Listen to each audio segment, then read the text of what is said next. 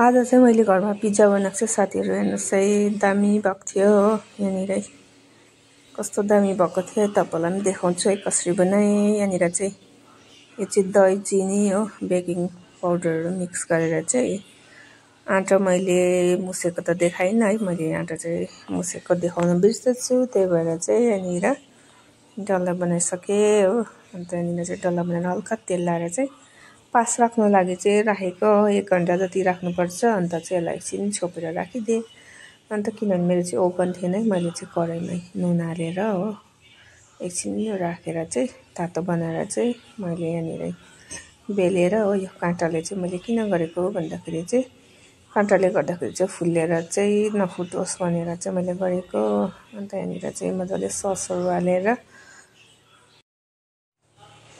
sauce हालेर चाहिँ मैले चाहिँ सब्जीहरू पनि रेडी गरिसकेँ हो अन्त माथिबाट चिज पनि हल्का हालिदिएँ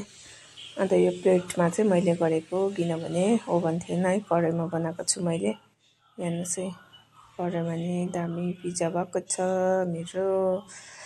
मैले चाहिँ आधा घन्टा जस्तो राखेँ है 20 मिनट्स भन्दै थियो तर आधा घन्टा राखेर चाहिँ मैले